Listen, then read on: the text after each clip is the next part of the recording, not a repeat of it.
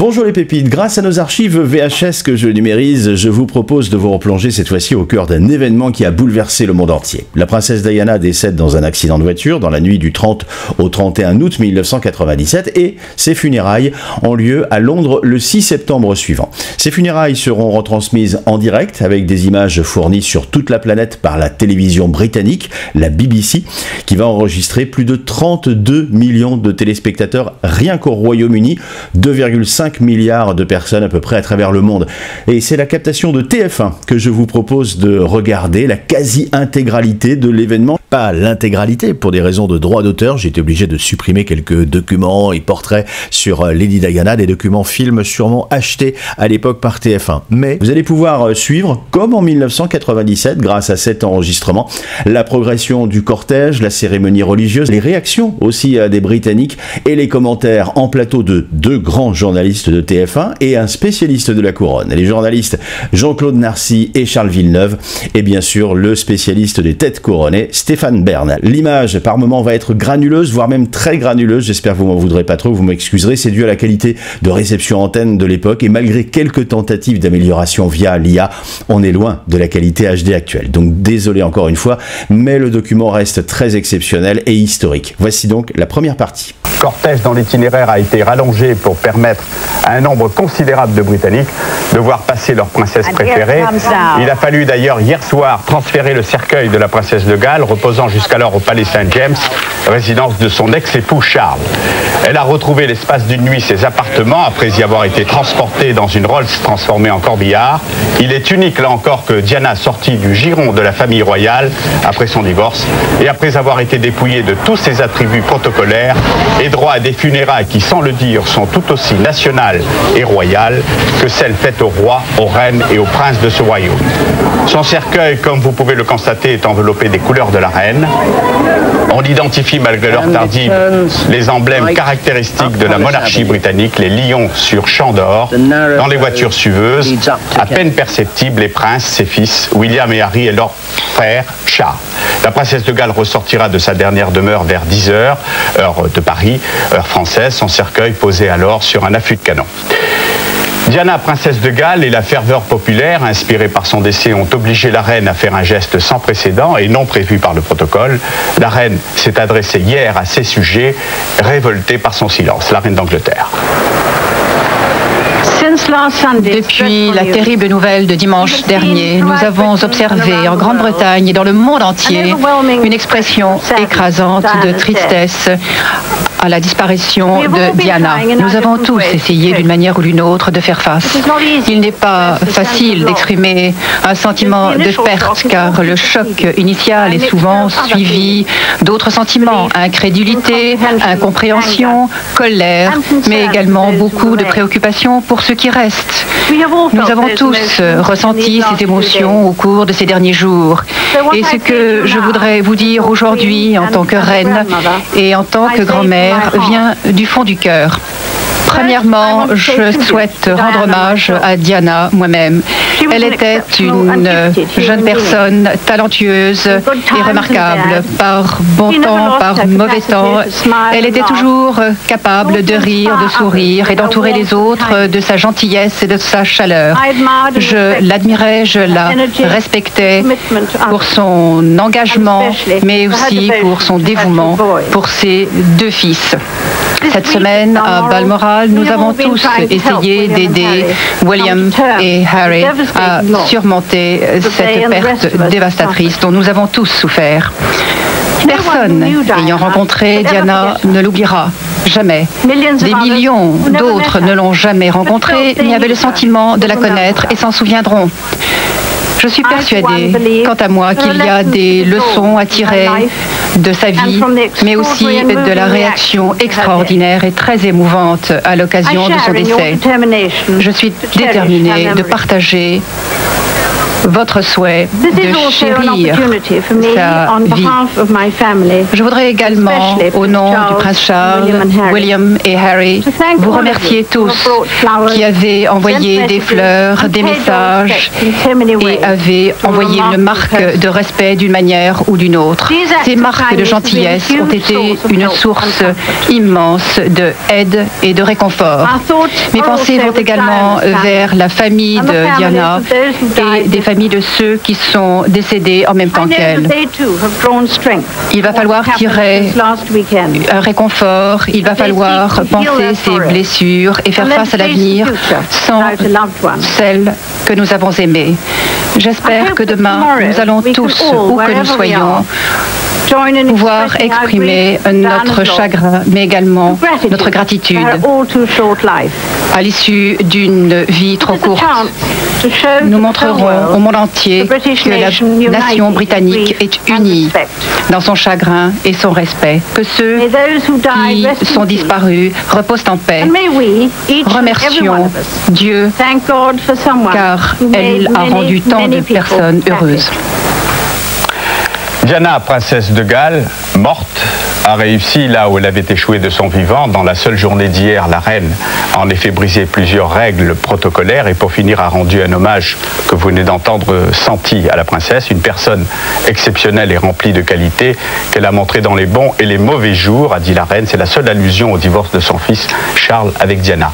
Bien que tardif, ce discours sans précédent semble avoir atteint son but. Les commentateurs britanniques les plus virulents et le public disaient hier et ce matin leur satisfaction d'avoir vu la famille royale évoluer et se mettre enfin au diapason de son peuple. Alors, devant l'ampleur de la foule attendue par ces obsèques, en ce moment des dizaines de milliers de personnes convergent vers le centre de Londres, le palais de Buckingham et Scotland Yard ont décidé d'allonger le trajet qui sera emprunté par le cercueil. Ce trajet se compose en réalité en deux grandes parties. La première va traverser tous les lieux familiers aux abords de la résidence de la princesse, ce sera l'hommage populaire. Et puis la seconde partie sera plus solennelle et traversera les hauts lieux symboliques de la couronne anglaise. Isabelle Marc.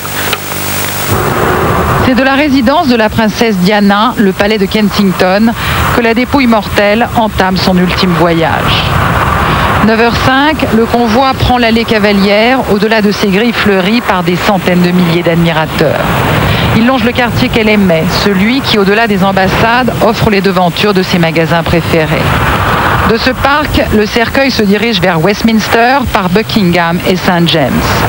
C'est là, comme l'explique ce guide aux touristes, que les représentants de la centaine d'organisations caritatives soutenues par Diana se joignent au cortège. Sur le Mall, l'allée plus traditionnelle des processions royales. Puis c'est Whitehall, ses ministères et la résidence du Premier ministre.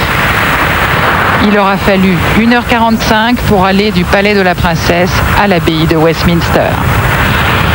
La cérémonie dure un peu moins d'une heure, suivie d'une minute de silence, puis le cercueil repart. De nouveau vers Buckingham, la résidence royale, et sur Constitution Hill en voiture et lentement.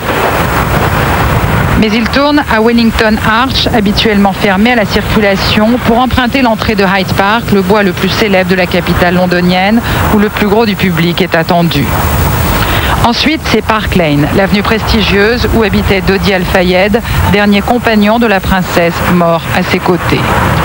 Puis, sur quelques centaines de mètres, on emprunte Oxford Street, dont les célèbres grands magasins sont fermés en signe de deuil. De là, dernière concession à ce défilé historique, le convoi passe près de la mosquée, où dimanche soir, discrètement, ont été célébrées les obsèques de Dodi. On attend encore beaucoup de monde dans des quartiers de plus en plus populaires au fur et à mesure que l'on monte vers l'autoroute, vers le nord. 27 000 policiers sont mobilisés pour canaliser les 6 millions de personnes attendues dans la capitale jusqu'à ce point. À partir d'ici, le convoi continue seul et à vitesse réduite jusqu'à Althorp, dernière demeure de la princesse de Galles, celle de la famille Spencer. Sur le trajet du cortège funèbre, le palais de Buckingham, où se trouve Antoine Guélaud, à proximité, j'imagine, d'un océan de fleurs, déposé par un nombre considérable de jeunes gens. Antoine, j'espère, Antoine Guélaud, que vous m'entendez. Est-ce que, on l'a vu, c'est une marque particulière de ce que nous avons vécu cette semaine, cette présence des jeunes. Est-ce que nombreux sont ces jeunes autour de vous ? En effet, Charles, nous sommes donc sur la place de Buckingham Palace et nous sommes entourés, encerclés, je dirais même, par une foule impressionnante. Et dans cette foule, il y a de très nombreux jeunes. C'est vraiment ce qui nous a frappé ici au cours de ces 48 heures passées à Londres. Les gens sont venus en famille, les Britanniques sont venus en famille, parfois passer la nuit avec des enfants. Nous avons vu des bébés passer la nuit ici, la nuit dernière. Il y avait des poussettes avec des fleurs dessus, avec des enfants qui ont passé la nuit avec leurs parents. Et il y a une ferveur extraordinaire de cette jeunesse. Et quand nous interrogeons ces jeunes, eh bien, ils nous répondent. C'était une dame ravissante, elle était proche des enfants, nous l'aimons tout simplement, c'était notre princesse. Tous ces jeunes, tous ces enfants ont vécu un petit peu la vie de Lady Diana comme un conte de fées qui malheureusement s'est terminé tragiquement, et tous ces jeunes ont vraiment souhaité ici rendre un hommage à Lady Diana, et ça c'est très frappant. Est-ce que l'Union Jack flotte en berne sur le palais de Buckingham, Antoine Guélo, si vous m'entendez? Eh bien, pas encore, Charles, je vous entends très bien. En fait, c'est le drapeau à l'emblème de la famille royale, le World Standard, qui flotte pour l'instant ici sur le palais de Buckingham. Dans quelques minutes, dans peut-être une demi-heure, 3/4 d'heure, l'Union Jack sera effectivement mis en berne ici. Vous savez qu'il y a eu une polémique qui a retenti dans les médias, et une polémique aussi à travers la Vox Populi, le peuple qui s'était ému que la reine ne mette pas en berne l'étendard, l'Union Jack, qui est donc le drapeau, bien sûr, de la Grande-Bretagne.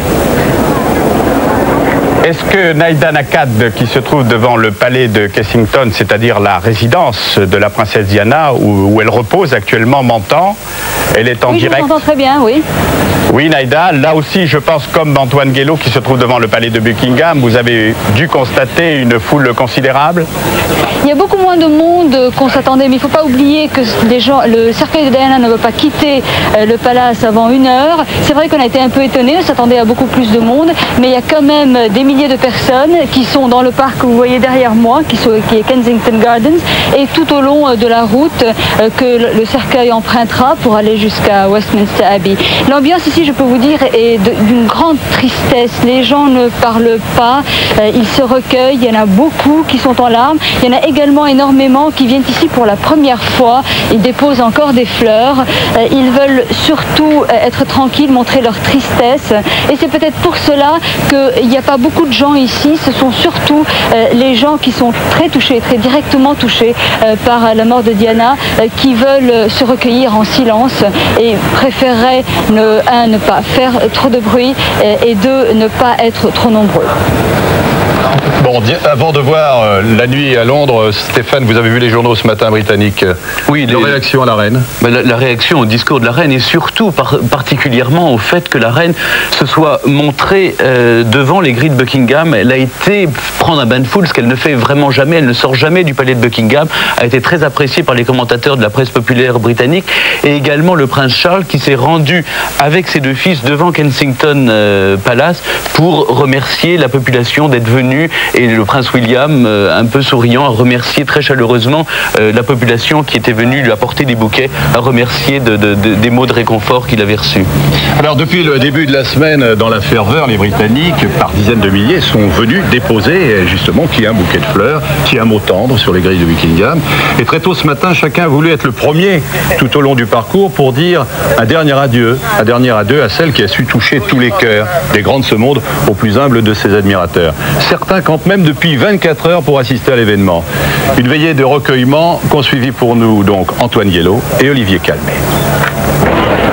Hier, en début de soirée, une foule compacte, contenue derrière des barrières de sécurité, s'est massée autour du palais de Buckingham pour voir passer le corps de Diana, dont le culte posthume de la personnalité a atteint des proportions difficilement imaginables. Certains de ceux que l'on serait tenté de qualifier de pèlerins s'installent pour la nuit, occupent les premières places, dans la perspective de suivre dans les meilleures conditions l'événement. Je me devais d'être ici ce soir, alors j'ai emmené mon sac de couchage et une couverture pour dormir plus près de la princesse. En fait, c'est mon cœur qui m'a dicté ma conduite et incité à venir ici. Il faut être au cœur de l'action pour comprendre réellement ce qui se passe en ce moment à Londres. Elle était vraiment ravissante. À 20h15, la dépouille de la princesse défunte sort de St. James Palace, suivie par Charles et ses 2 enfants. Les colibets sont destinés à l'ancien mari de Diana. Un peu plus loin, le long du cortège, les applaudissements seront pour elle. Des milliers d'anonymes immortalisent une nouvelle fois la femme la plus photographiée du monde.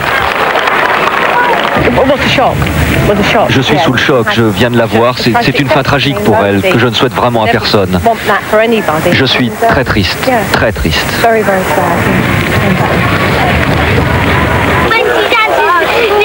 Dans les minutes qui suivent le passage du cercueil, la foule envahit symboliquement le parcours. Les rues de la capitale britannique sont noires de monde. Londres prend alors subitement les allures d'une gigantesque kermesse familiale. Devant le palais de Kensington, une fleuriste distribue des œillets aux enfants, aux personnes âgées et handicapées. Les gens me demandent combien ils me doivent, mais moi je ne veux pas d'argent. Je leur dis qu'ils peuvent envoyer des dons à la fondation créée en mémoire de Diana. Diana, elle est dans mon cœur. Des milliers de Britanniques ont ainsi passé la nuit à la Belle Étoile, une façon pour eux d'honorer Lady Di, élevée au rang de sainte. Téméraires, ils bravent le froid avec des moyens de fortune, dans une ambiance située à mi-chemin entre la fête et la ferveur, mais toujours dans un esprit d'étroite communion avec la princesse de tous les cœurs.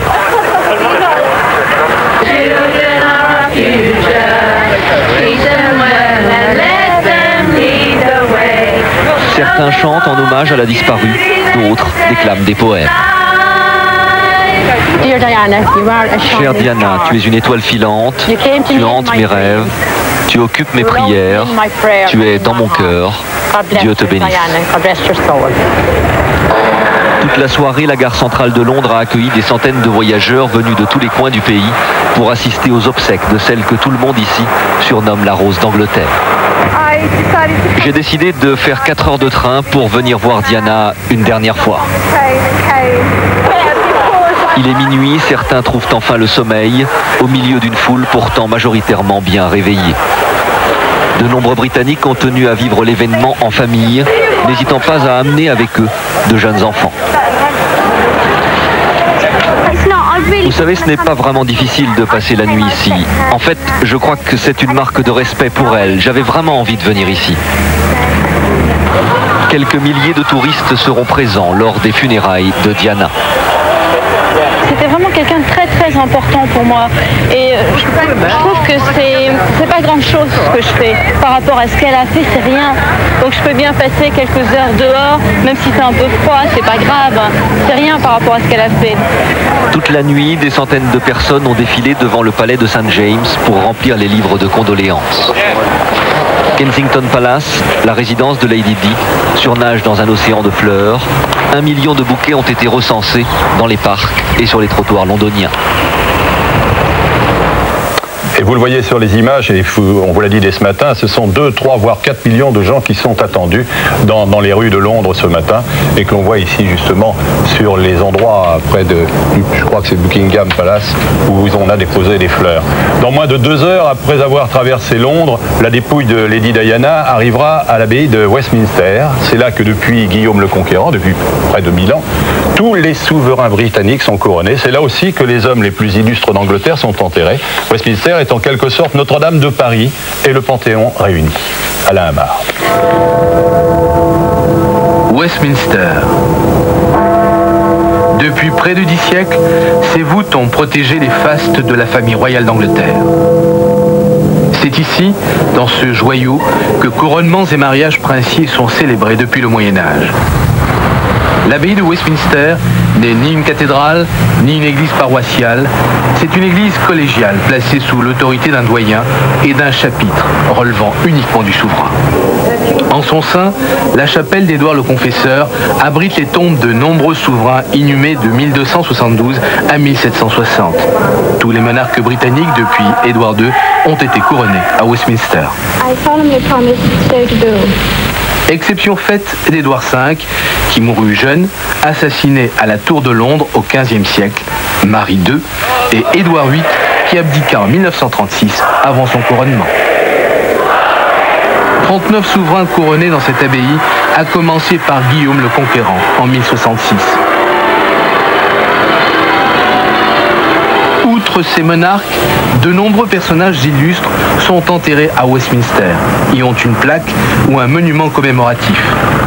Plusieurs écrivains, Dickens et Kipling, y reposent, tandis que des monuments commémorent Shakespeare, les sœurs Brontë et Henry James. Des scientifiques, Newton et Darwin, des musiciens, Purcell et Handel, ainsi que des hommes d'État britanniques, Gladstone, Disraeli, Lloyd George ou Sir Winston Churchill, sont au nombre de ces grands personnages dont le souvenir est gravé dans la pierre de Westminster. 17 rois et reines y sont enterrés. Lord Mountbatten, dernier vice-roi des Indes, tué par une bombe de l'armée républicaine irlandaise en 1979, fut le dernier dont les obsèques nationales ont été célébrées à Westminster, le monastère de l'Ouest. Diana n'était encore qu'une adolescente.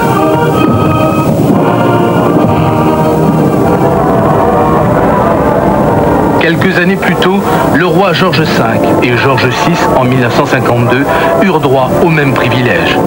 Celui-ci laissa le trône à Élisabeth II d'Angleterre, qui s'est, plus tard, mariée à l'abbaye de Westminster, comme le firent ses deux enfants, Anne et Andrew.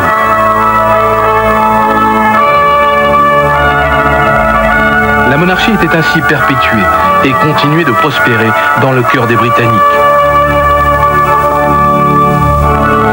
Mais c'est à Saint-Paul, une cathédrale considérée plus humble, que le prince Charles a épousé Diana en 1981.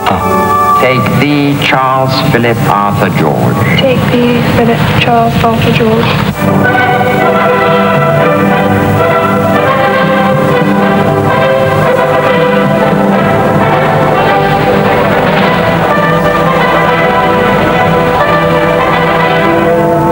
Le choix de l'abbaye de Westminster donne à ses funérailles la dimension nationale souhaitée par le Premier ministre britannique Tony Blair et tout le peuple anglais.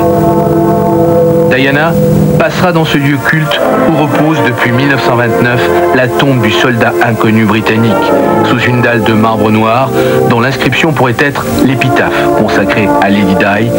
Ils l'ont inhumé parmi les rois parce qu'il a fait du bien envers Dieu et envers sa maison.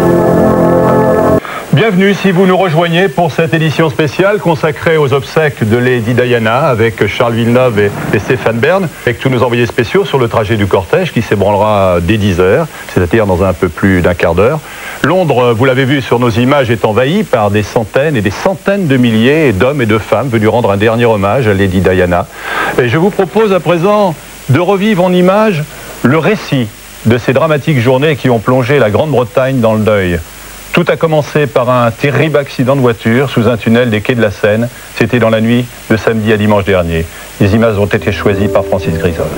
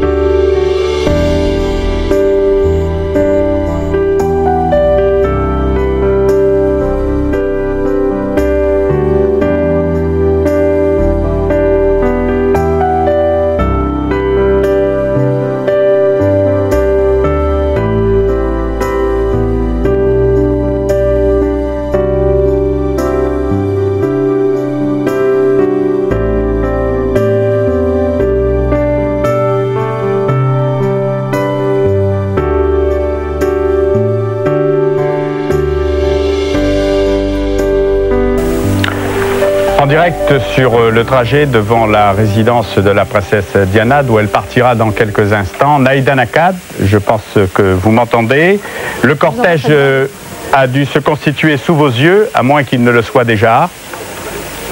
On ne l'a pas vu encore, il devra sortir dans les minutes qui viennent.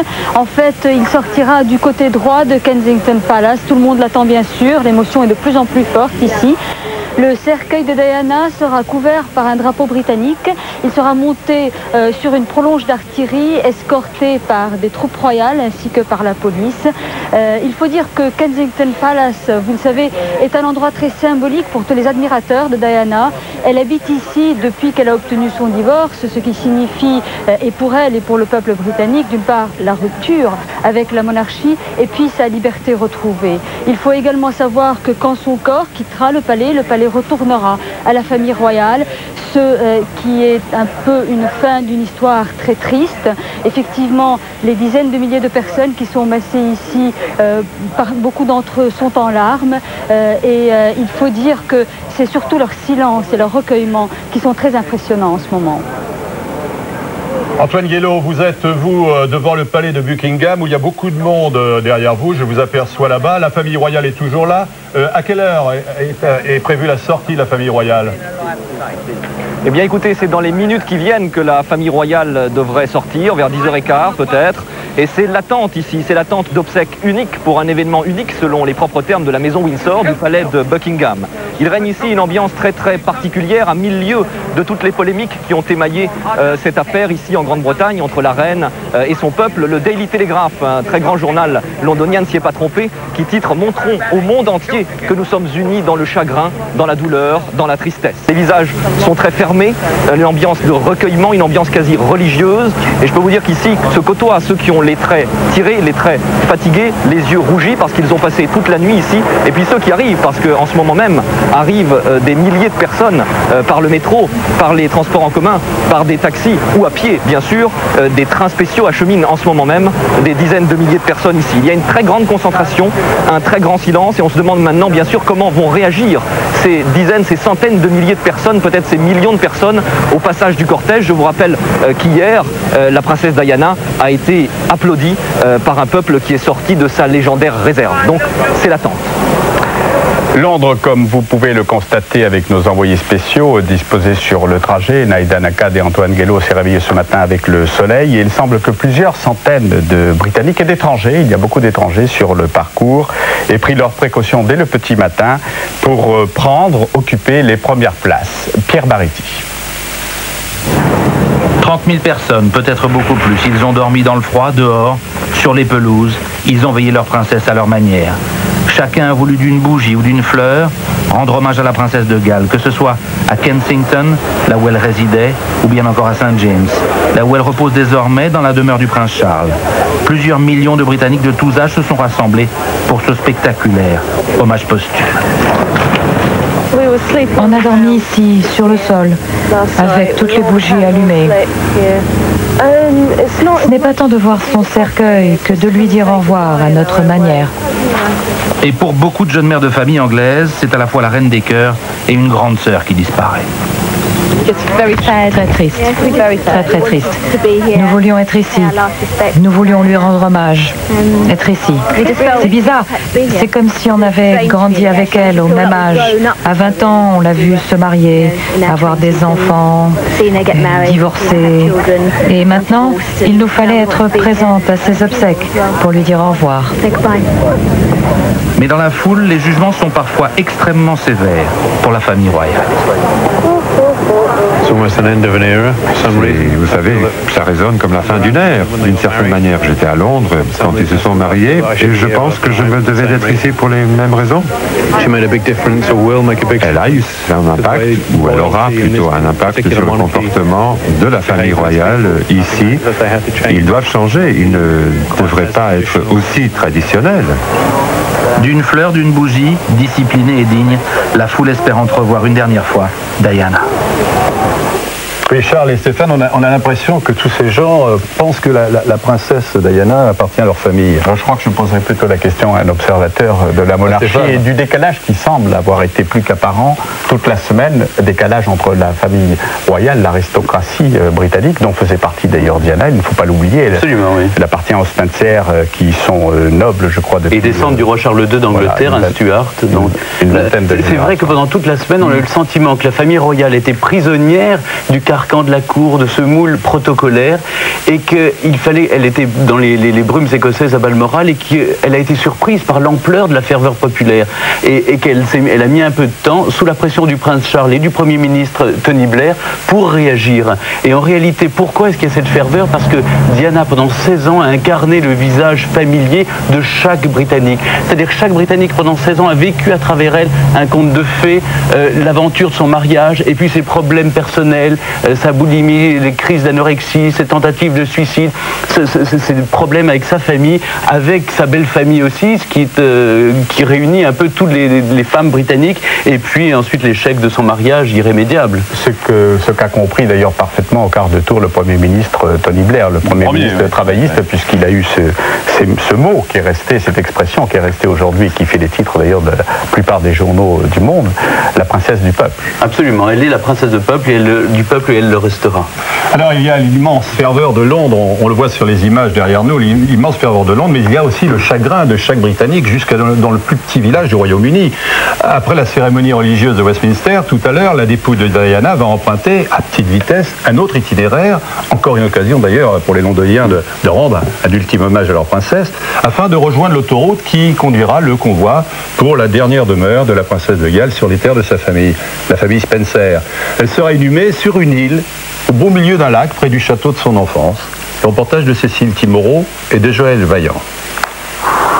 Dans quelques heures, la princesse de Galles, née Diana Spencer, reposera ici, au centre du petit lac de la propriété où elle a grandi. Un château toujours habité par la famille Spencer et qui ouvrira quelques semaines par an pour permettre aux Britanniques de se pencher sur la tombe de leur princesse. Elle s'est dévouée pour le peuple. Elle est une autre.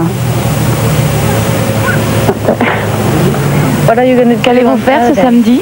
Je vais rester chez moi et pleurer. J'ai sacrifié mon déjeuner pour représenter ici ma famille. C'est tellement tragique. Elle aimait tout le monde. Elle n'avait pas peur de tendre la main aux malades. Elle le faisait comme ça, sans arrière-pensée, spontanément. Elle était magnifique. Magnifique. Une magnifique âme honorée par des dizaines de milliers d'admirateurs. Dans le village voisin du domaine familial, les pèlerins se sont succédés toute la semaine et se sont recueillis devant le caveau où reposent 20 générations de Spencer. Le petit village rural de Great Brinton a perdu à jamais sa quiétude. Les 150 habitants le savent et le soir au pub, bière à la main, toutes les conversations tournent autour de la princesse Diana. On est triste et en même temps on se sent privilégié. Tout le monde est heureux de la voir revenir dans son village. Mais c'est triste parce qu'elle est morte.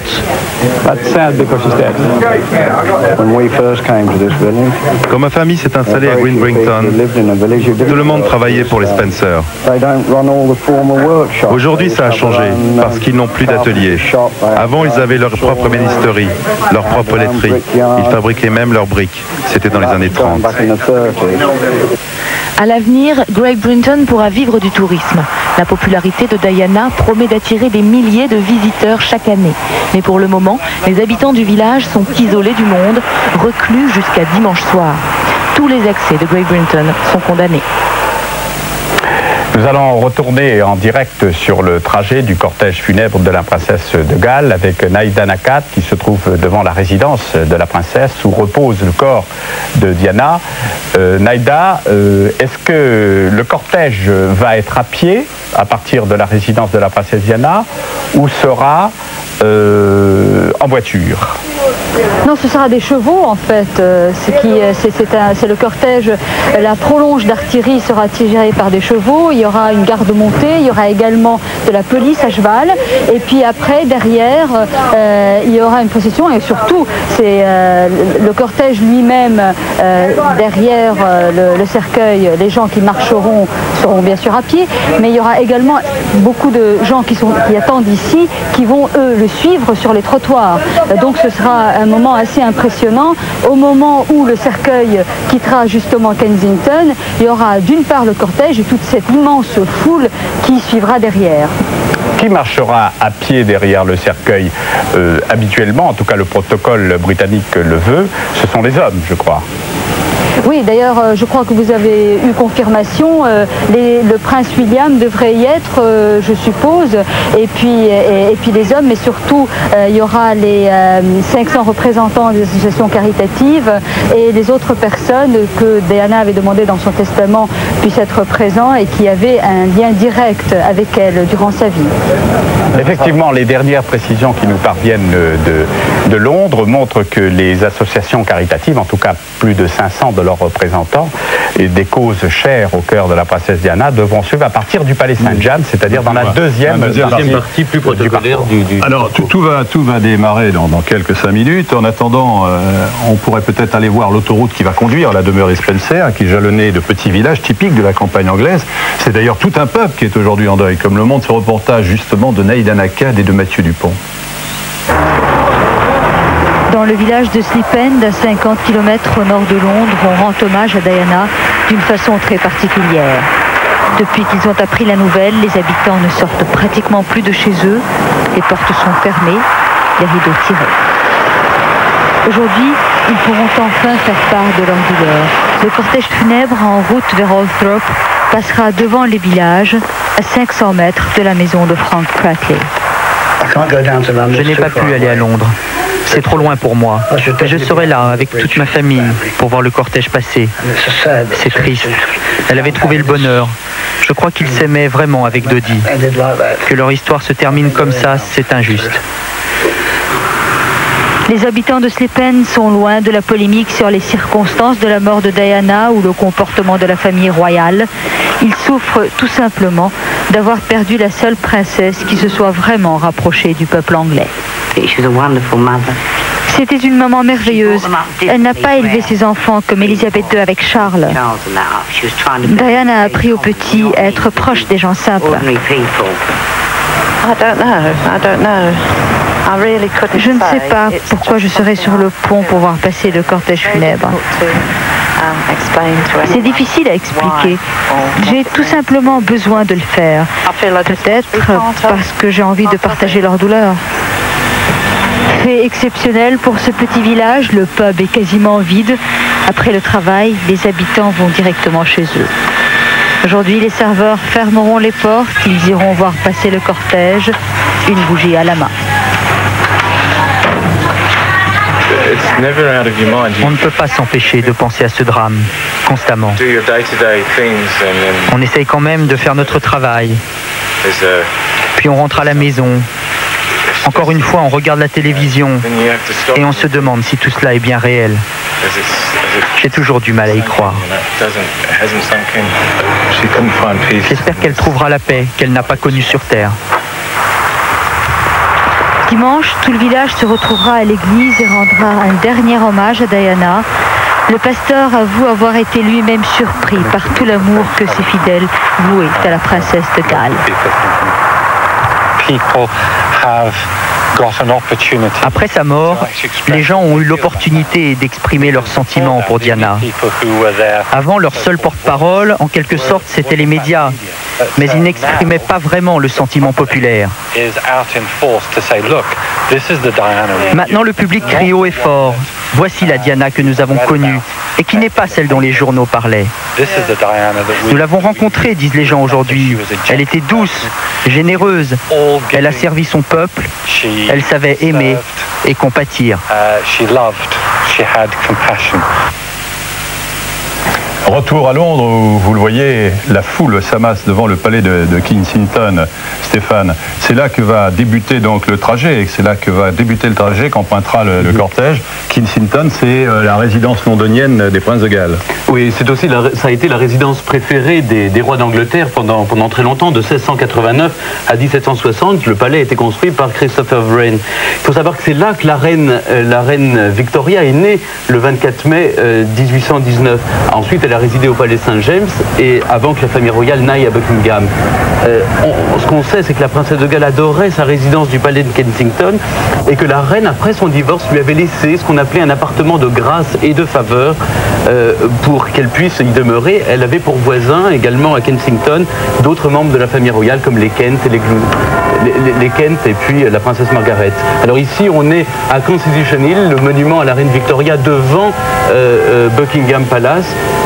Et pendant chaque minute du cortège, eh bien, les cloches de Westminster vont résonner pour ponctuer Nous entendons déjà les... Ben ou c'est... Non, les cloches de Westminster qui vont sonner pour ponctuer le cortège toutes les minutes. Pour en revenir à Kensington, c'est là aussi où Diana a vécu et ses années heureuses, ses années de début de mariage, et puis ses années plutôt moins heureuses. Oui, elle a vécu toutes ces années, 16 années d'abord de bonheur, ensuite de solitude, au palais de Kensington, puisque quand le mariage était irrémédiablement brisé, eh bien, le prince Charles vivait beaucoup plus d'abord dans sa propriété campagnarde de Highgrove et ensuite au palais de St. James où il a toujours ses bureaux. Alors la princesse de Galles avait conservé des bureaux au palais de Kensington et c'est de là que son bureau a pu donner les listes. Vous savez que les listes des invités pour la cérémonie que nous allons vivre à Westminster, eh bien c'est le bureau privé de la princesse à Kensington qui a fourni les listes en fonction des vœux que la princesse a adressé à Noël dernier. C'était important de le souligner. C'était une maison chère à son cœur aussi parce que c'est là qu'elle a élevé effectivement William et Harry. Absolument, c'est là que William et Harry ont été élevés. Et vous savez, ils ont été élevés d'une manière tout à fait différente des autres enfants. On se souvient que le prince Charles, quand il était enfant à Buckingham, dans la nurserie, eh bien, ses parents communiquaient avec lui par des petits mots envoyés par les nurses et les gouvernantes. Et la princesse Diana avait au contraire voulu élever elle-même ses enfants. Elle avait un peu choqué l'establishment en exigeant que ses enfants soient placés à côté d'elle, dans une pièce à côté, de telle sorte qu'elle puisse veiller elle-même à l'éducation de William et de Harry. Alors elle avait révolutionné vraiment le protocole. Et Kensington était un appartement chaleureux. Elle avait des meubles très confortables, beaucoup plus cosy que formels. Vous savez, à Buckingham, les meubles sont beaucoup plus historiques, datent du 18e, ce sont de la porcelaine de Sèvres. Et au contraire, à Kensington, Diana avait voulu faire une maison chaleureuse pour vivre un bonheur bourgeois, presque, tranquille. Oui, à partir du divorce, élevé en partie, puisque les enfants se partageaient, j'ose dire, en 3 moments de leur vie, étaient partagés en 3 moments de leur vie, leur mère, leur père, et surtout leur collège, parce qu'il faut savoir que les enfants étaient pensionnaires.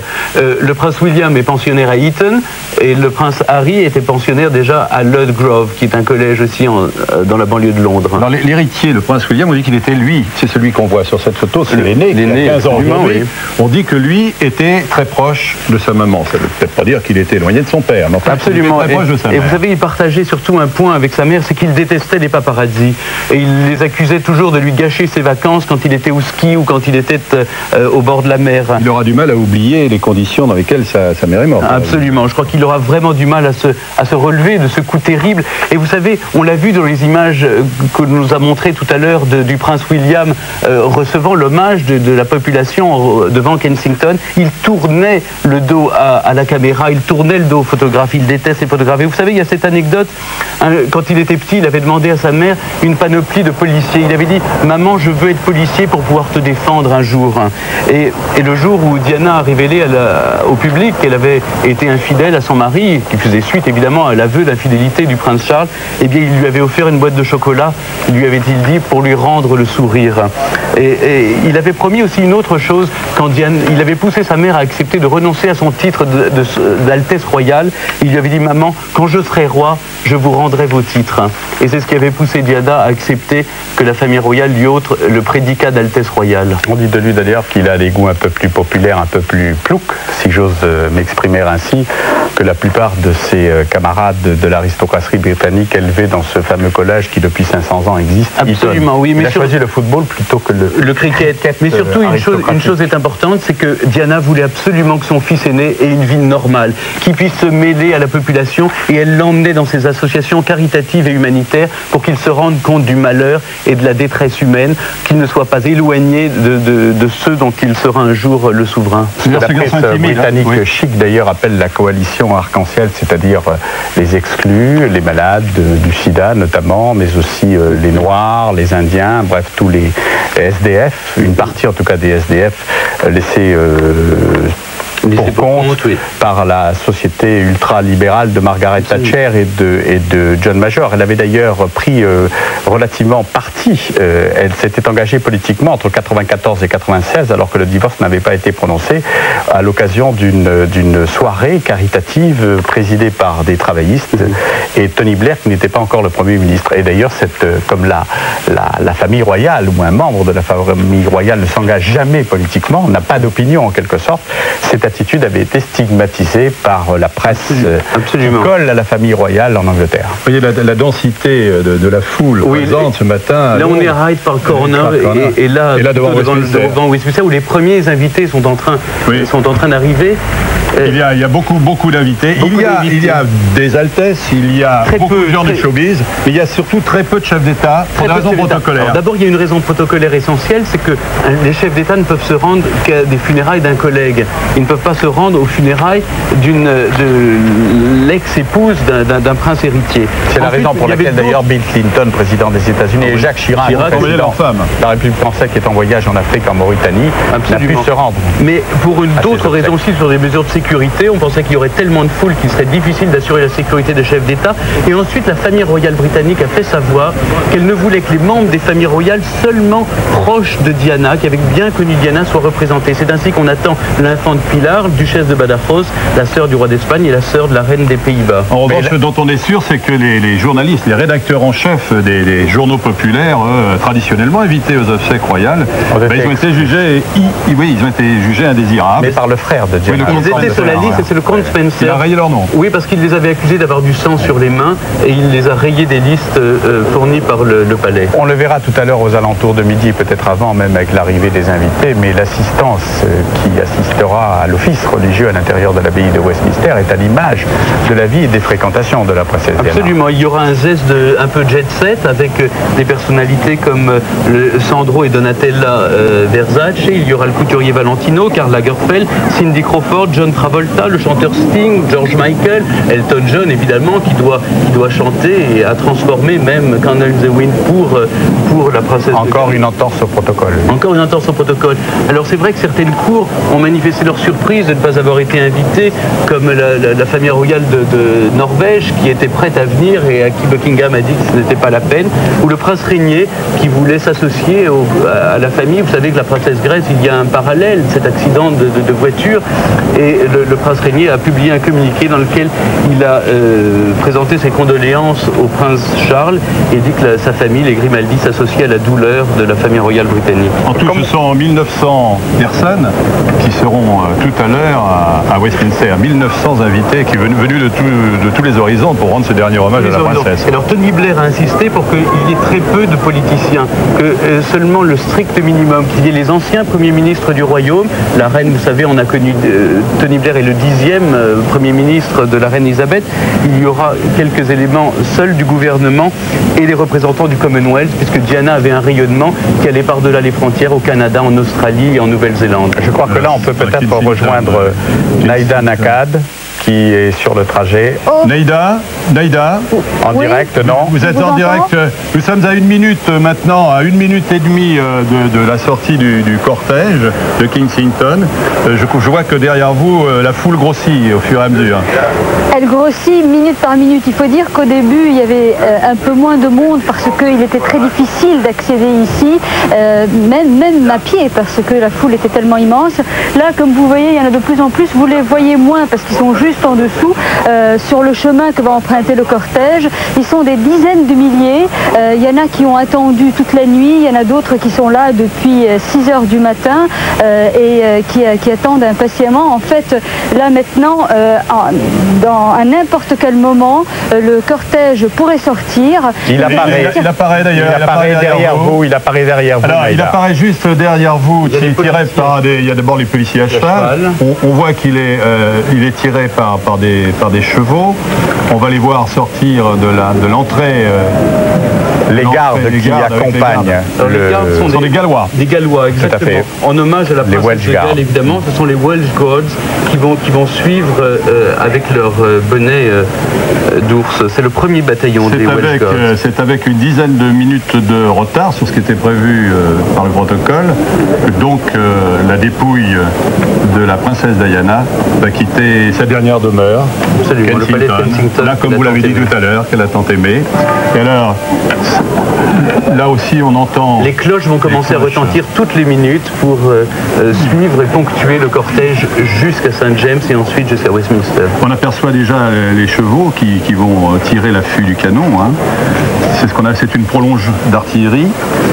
Alors le major Crispin Black des Welsh Guards a précisé ce matin que ce serait une journée très, très douloureuse pour ce bataillon dont la princesse de Galles était un petit peu la marraine, même si c'est la reine qui était colonel en chef honoraire et que tous avaient insisté, ils s'étaient portés nombreux volontaires pour suivre le cortège et ils voulaient vraiment être présents pour rendre un dernier hommage à celle qui a été la princesse de Galles. Alors la dépouille, on va la voir arriver sur cette prolonge d'artillerie. Voilà, sortent les gardes. Alors elle est sur cette prolonge d'artillerie, donc cet affût de canon, comme le veut l'usage pour les obsèques royales, mais par dérogation consentie pour certains personnages célèbres. Ça a été le cas pour Winston Churchill et pour Lord Mountbatten. Oui, vous savez, il y a plusieurs catégories de funérailles royales. Il y a ce qu'on appelle les state funerals, qui sont réservés aux souverains de la monarchie britannique. Et il y a eu quelques exceptions comme Lord Nelson, le duc de Wellington ou Sir Winston Churchill en 1965. Alors, ce à quoi on va assister dans quelques minutes ressemble un petit peu aux obsèques qu'on avait réservées à Sir Winston Churchill, mais aussi à celles réservées il y a exactement 18 ans à Lord Mountbatten, en 19 ans, puisqu'il est mort en 79. Et le cérémonial funèbre, eh bien, justement, va aller sur l'affût du canon. Ce qu'on voit, les quatre cavaliers sont de la police montée, ceux qu'on voit exactement, devant. Les premiers sont de la police montée. Et les autres, ceux qui sont habillés de couleur derrière, ce sont ceux du régiment d'infanterie.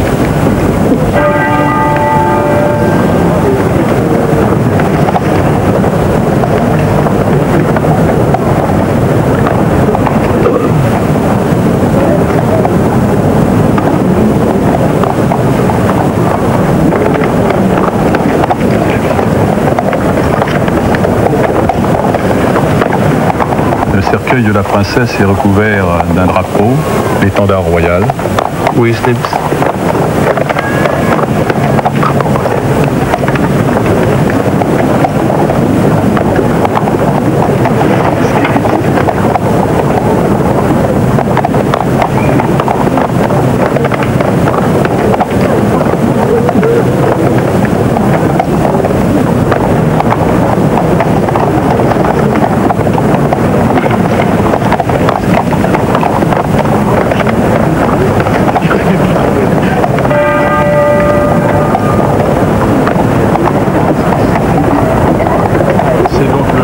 De l'abbaye de Westminster que l'on entend en fond sonore, et donc ce drapeau est l'étendard royal. Oui, ce n'est pas l'Union Jack, ce n'est pas le drapeau du royaume, c'est le drapeau, les couleurs de la reine. Et c'est un geste symbolique très fort pour bien montrer que par-delà la mort, eh bien, la princesse de Galles appartient toujours à la famille royale. Il est écartelé de gueules à 3 lions léopardés d'or, l'un sur l'autre, ça représente l'Angleterre. Richard Cœur de Lion, justement, le portait en 1198. Et ensuite, dans les deux autres places, en deux, il y a d'or au lion rampant de gueule, qui représente l'Écosse, et la harpe d'or cordée d'argent qui incarne l'Irlande. Il y a donc toutes les couleurs du royaume d'Angleterre sur le cercueil de la princesse de Galles.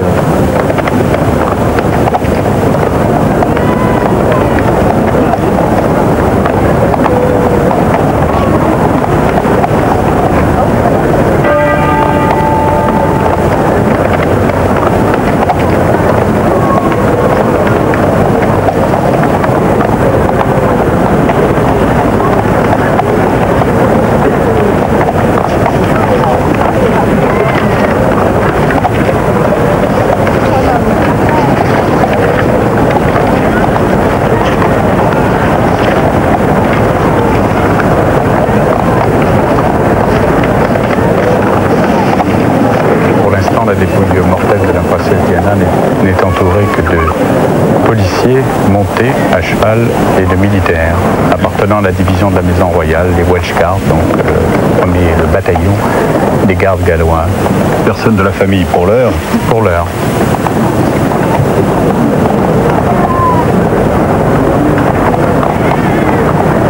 Mais la dépouille mortelle de la princesse n'est pas encore sortie de l'enceinte du palais de Kensington.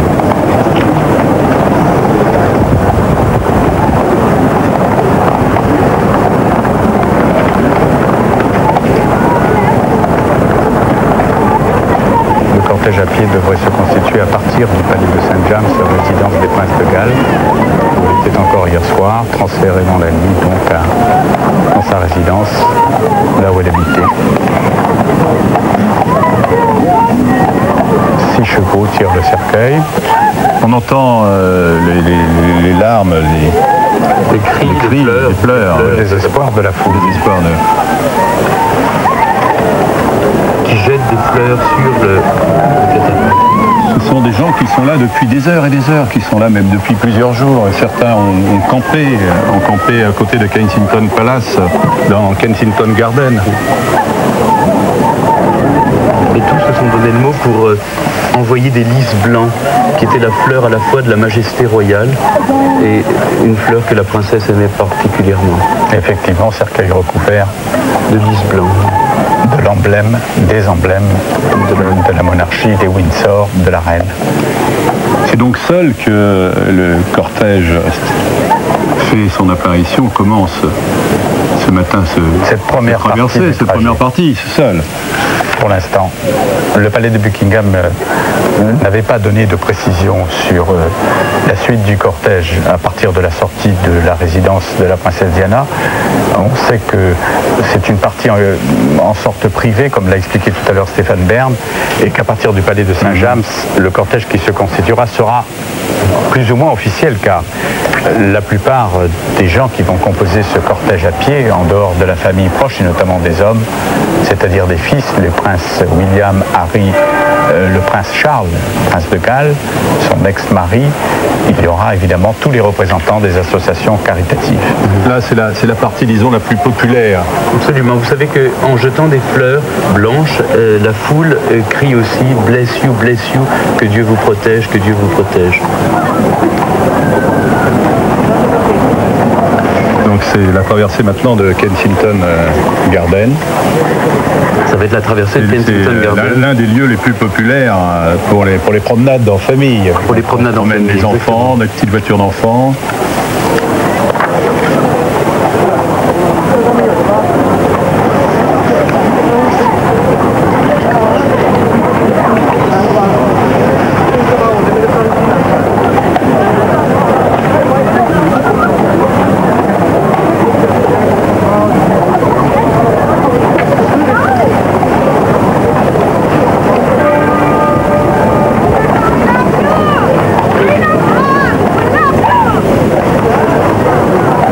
L'abbaye de Westminster qui sonne le glas. Oui.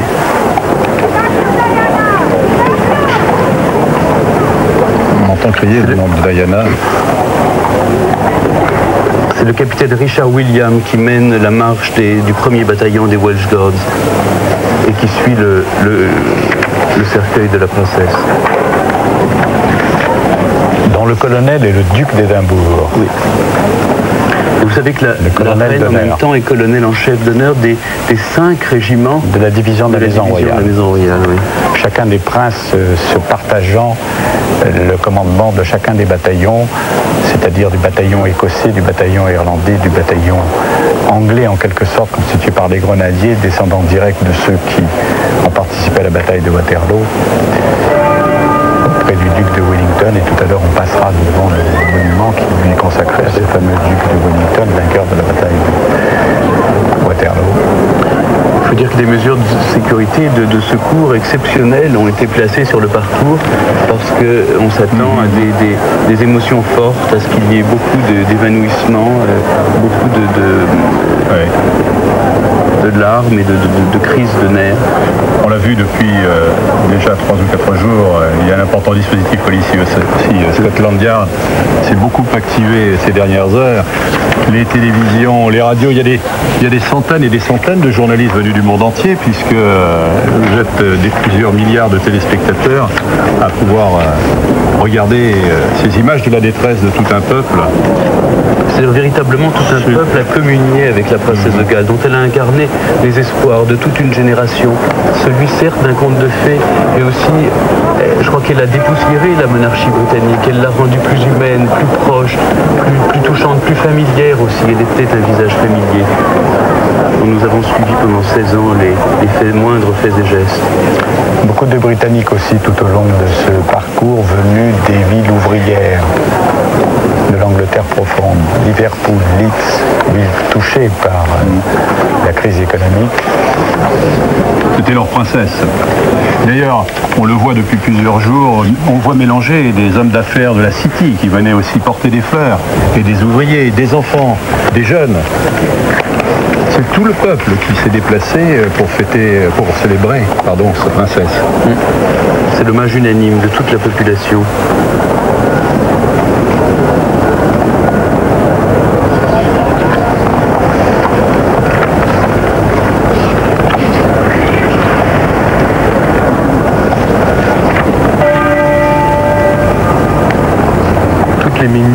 Chaque minute, le glade de Westminster ponctue l'avancée lente du cortège qui va prendre quand même plusieurs kilomètres sur plusieurs kilomètres.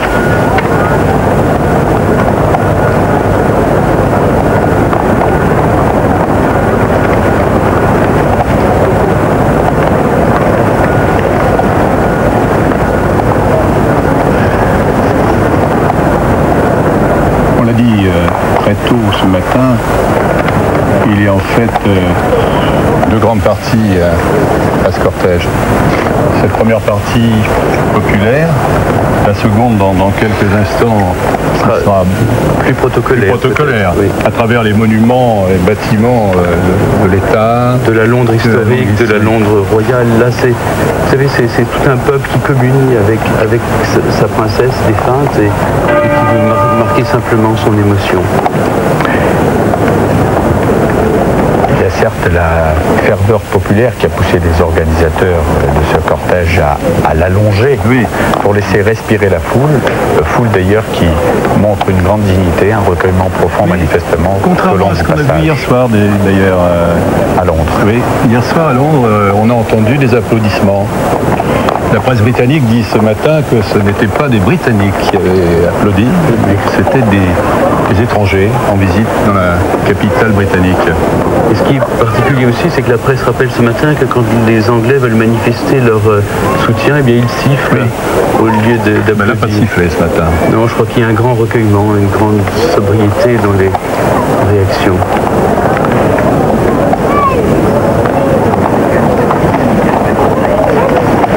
Oui. Naïda Nakad, elle est juste devant, je pense qu'elle nous entend. Naïda, vous m'entendez? Naïda?